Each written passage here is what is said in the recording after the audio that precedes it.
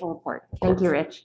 So the financial report through January does show a positive balance of $372,678. We are still assuming we're going to be reimbursed for all the items to Storm Ida. I do want to report we have received 3 checks totaling $282,000. So we are waiting one final reimbursement for $69,000, but the bulk of the funds have been received and posted. We should get that final check, I'm thinking probably in sometime in March or early April. So the total changes from the previous month are $33,440. Those changes include unfilled student interns from the high school and the middle school. If we recall earlier in the year, the fall interns were not filled as well. This will be the case for the spring interns as well. There's a small amount of salary savings for instructional para that turned over at Holmes for $982. Some step savings at Tokenique and Oxford for $4,400. Reserve for emergency repairs does show a negative balance of $9,125. That's just the change for the deductible for the storm cost. So we will have to cover $10,000. Once we get that final check, we'll probably make a recommendation for a transfer to cover that deductible. In terms of a non-flood item for reserve for emergency repairs, we do have a leak in a water heater at the middle school. That is a negative balance of $16,000, which we'll discuss later, and is a recommended transfer for this month. We are showing another reduction in building rentals for $9,100. A couple of organizations have indicated that they will have reduced enrollment this year, so we are anticipating a lower revenue for building rentals. But as we've mentioned previously, field rentals is actually up, so the two essentially net together at this point. Superintendent consultants are under budget by $921. District and special ed legal fees continue to trend down at about $10,000. The annual audit did come in under budget by $1,200. Diesel fuel for the buses is under budget by about $19,000, and this really relates to the bus driver shortage. If you recall, earlier in the year, we were using non-first student buses for athletics because we didn't have the drivers. Since we didn't have the drivers and we couldn't use the buses, we're saving on diesel fuel. Fitch Transportation is under budget by about $7,000. We have been able to utilize the Suburbans more, especially with the third Suburban. Utilities are a negative $77,690, and it's primarily heat consumption. Kremer policies have a savings of $5,600, and that's primarily due to reimbursement for workers' comp. Medicaid revenue is slightly higher at $2,500. We do have additional salary savings in ELP para for $5,700. ELP tuition has been reduced by about $8,000. We do have an additional student who's been classified as special education. As we talked about at a previous board meeting, we do have a substitute for the COVID compliance officer. So that is a deficit of $5,000, which has a pending transfer. And then nurses in RC 28 also show a deficit of $3,200 as the nurses were granted an additional personal day. If we look at the breakdown of the RCs, the general education RCs do show a positive balance of $147,000. The special education RCs are a positive $233,000. That's primarily driven by excess costs, which we can talk about later. And then the COVID RC is a deficit of $8,200, which are those 2 nurse items mentioned earlier. Just to highlight some of the changes in the RCs, again, the high school does have a positive balance of $16,700, and that's due to the unfilled intern. The middle school has a positive balance of $16,700. That is the other balance of the unfilled intern position. No change at Holmes, Oxford, and Tokenique are step savings in clubs and councils. In maintenance, we did mention the reserve for emergency repair does show a deficit of $10,000 for a deductible, and that's for the storm Elsa and Ida.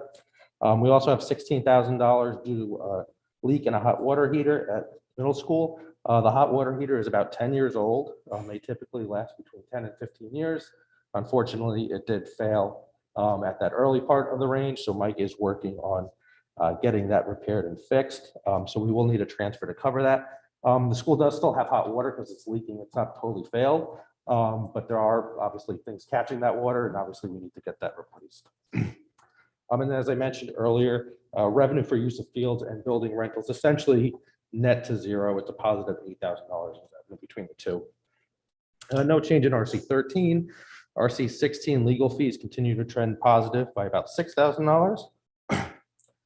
RC 20, as I mentioned, the audit is complete and about $1,200 under budget.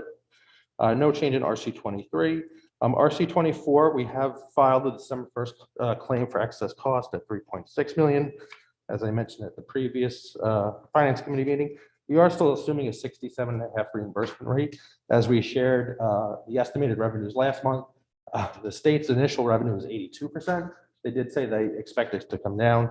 We get that first reimbursement for excess costs at the end of February.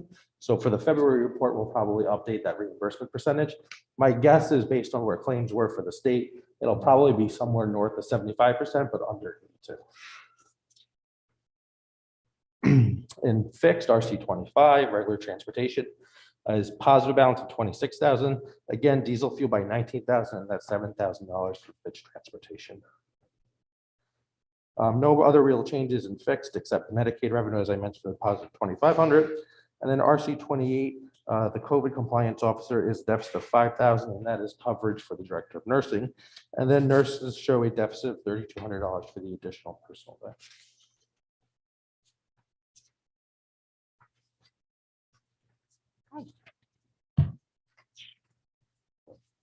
You want to stop here for questions? Sure. Okay. Any questions from the committee? Mr. Maroney. With the hot water heater, have we purchased the hot water heater and know we can get one? Because I've heard with supply chain issues. So we do have it. Short demand. We do. We're expecting actually to get it tomorrow. And Mike is hopeful that it should be up and running by Monday. So essentially what this is going to do is we're using existing funds in the reserve for emergency repair, and then this transfer will essentially reimburse that account because we obviously don't want to wait with a leaky water heater. Anything else, Tara or Dennis? No? Okay.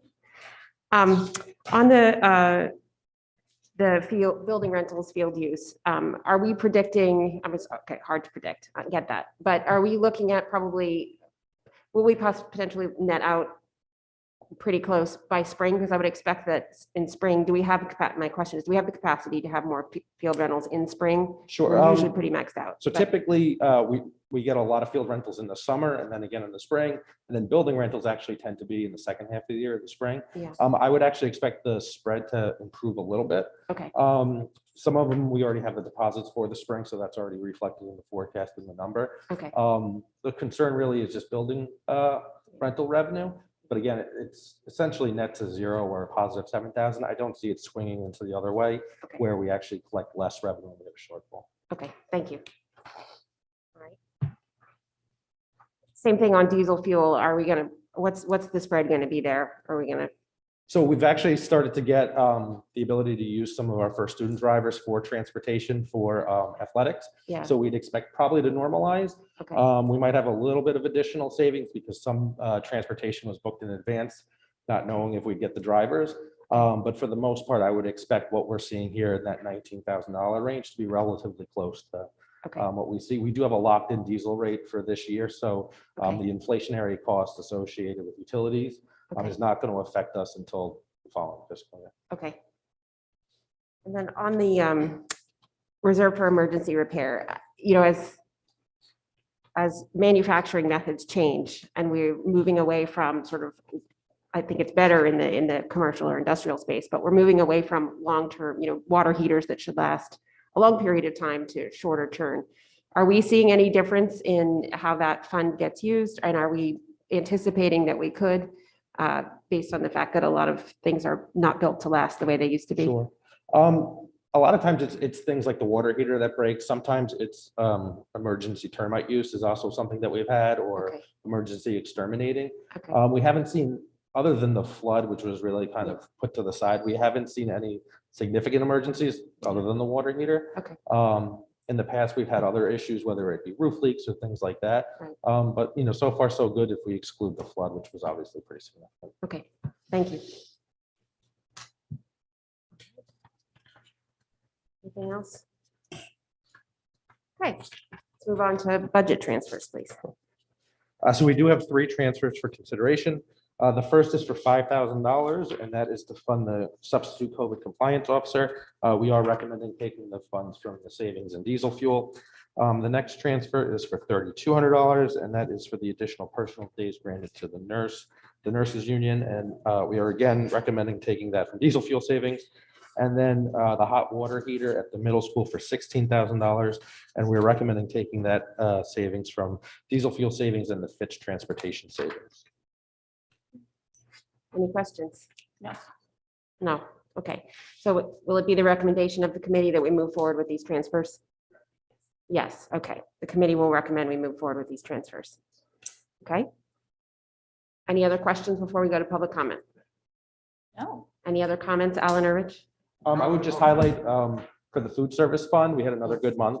Yes. January is typically slow because you have midterms at the high school, so not a lot of kids are ordering food and sometimes lunch isn't served. But we're expecting to be cash flow positive by March. Okay. Sales for February, which are not reflected in here, are actually at a high for the year. Okay. So things are improving there as well. Okay. Must be a pizza. At some point, it would be nice to see sort of an overall look at Chartwell's and how they're performing against, I mean, we can see it, but talk about how they're performing both qualitatively and quantitatively against now that we're in a semi-normal conditions. Okay, It's relatively straightforward for this one as well. There is just want to make the mask, because it's discussion about all the masks. We have lots of masks. And we had originally put in a little bit more in the COVID expenses. We mentioned this the last time, but yes, honestly, sometimes the N95 masks, people want, in some cases, they're uncomfortable to wear. And Yeah. so that's kind of why we, in case you wonder, because we got thousands of masks. okay. So we have plenty of masks. We probably, even if we need to go to the end of the school year, and we probably won't, well, if we need to purchase them, we will, but we're in Yeah, good we shape. got plenty. Okay, thank you. All right, with that, I'll open it up to public comment. Good morning. For participants via Zoom, please click the raised hand option. Each participant will have up to 3 minutes to comment. There are no raised hands at this time. Okay, may I have a motion to adjourn? Ms. Worm, all in favor? Thank you very much, everybody.